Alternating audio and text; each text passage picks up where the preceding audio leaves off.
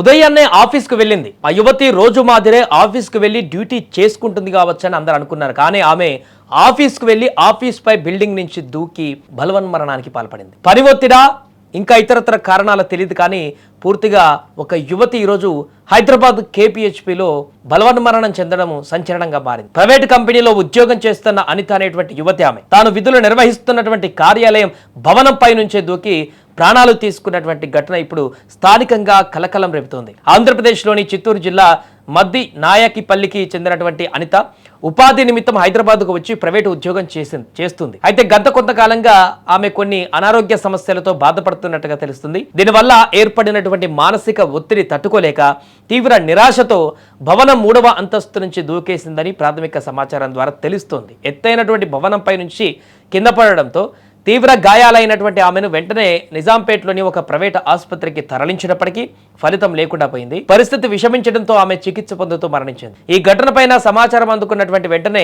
కేపీహెచ్పి పోలీసులు కేసు నమోదు చేసి దర్యాప్తు ప్రారంభించారు.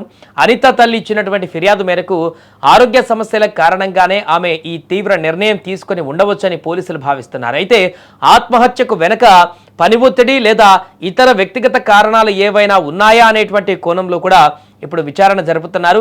ఈ మధ్య కాలంలో చిన్న కారణాలకే యువత ప్రాణాలు తీసుకుంటున్న ఘటనలు అనేకం చూసాం. ఉద్యోగం చేస్తున్న చోట ఒత్తిడి, పనిభారం కారణం ఏదైనా కానీ యువత ప్రాణాలను తీసుకుంటున్నారు. క్షణికావేశంలో కఠిన నిర్ణయాలు తీసుకుంటున్నారు.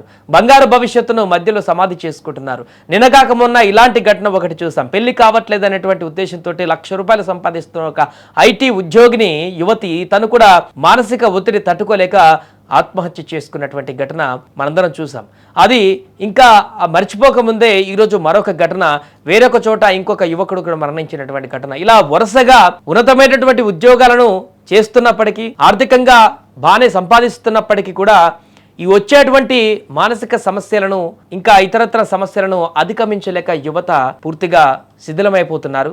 వరుసగా జరుగుతున్నటువంటి ఈ పరిణామాలన్నింటినీ కూడా చూస్తుంటే యువతకు సంపాదించడమే కాదు, ఉద్యోగం సాధించడమే కాదు, ఇప్పుడు దృఢంగా ఉండడం కోసం, మానసిక దృఢత్వం కోసం వారికి ప్రత్యేకమైనటువంటి ఎక్స్పీరియన్స్ లేదా తరగతులు అవసరం అనిపిస్తుంది. ఎందుకంటే మంచిగా చదువుకుంటున్నారు, మంచిగా ఉద్యోగం చేస్తున్నారు, మంచిగా సంపాదిస్తున్నారు, కానీ ఇది కాకుండా ఇతరత్రా వచ్చేటువంటి సమస్యలను ఎలా అధిగమించాలో తెలుసుకోలేకపోతున్నారు. ఆర్థికంగా సమస్యలను అధిగమించే ప్రయత్నం చేస్తున్నారు, ఉద్యోగ సమస్యలను అధిగమించే ప్రయత్నం చేస్తున్నారు, ఫైనాన్షియల్ సమస్యలు అధిగమించే సమస్యను చేస్తున్నారు. ఇప్పుడు ఆ విజయారెడ్డి కేసులో కూడా అంతే. ఆమె ఎలాంటి సమస్యలో ఆత్మహత్య చేసుకుందో అర్థం కావట్లేదు. అన్ని బాగానే ఉన్నాయి, కానీ ఆ మానసిక ఒత్తిడి, ఒంటరితనం అనేటువంటి ఒక మెంటల్ స్టెబిలిటీ ఏదైతే ఉంటుందో దాన్ని అధిగమించేటువంటి పరిణామంలో యువత ఒంటరిగా మిగిలిపోతున్నారు. ఇలాంటి పరిస్థితుల్లో ఖచ్చితంగా వారికి శ్రేయభిలాషులో ఫ్రెండ్సో లేకుంటే కావలసిన వారు అందరి మద్దతు ఉండి ఆ డిప్రెషన్లో ఉన్నటువంటి సమయంలో దాన్ని గనక బయట పడించగలిగితే, ఎందుకంటే ఈ రోజు ఒకలాగా అనిపిస్తే 2-3 రోజుల తర్వాత ఆలోచన ఇంకోలా అనిపిస్తుంది. కాబట్టి ఆ పరిణామం, ఆ డిప్రెషన్లో ఉన్న సమయంలోనే ఆ డిప్రెషన్ నుంచి బయటపడేంతసేపు పక్కన కొంతమంది మనుషులు ఉండి ఆ యొక్క వ్యక్తికి సాధక బాధకాలు లేకుంటే ధైర్యం చెప్పేటువంటి మనుషులు ఉంటే ఇలాంటి పరిస్థితులు రావు. ఇలా ఒంటరితనాన్ని అనుభవించే ఒక్కొక్కరుగా ప్రాణాలు కోల్పోతున్నటువంటి ఘటనలు ఎక్కువ అవుతున్నాయి ఈ నేపథ్యంలో. ఏదేమైనా మరొక ఘటన ఇప్పుడు కేపీహెచ్పిలో ఒక యువతి బలవన్మరణం చెందడం అయితే సంచలనంగా మారింది.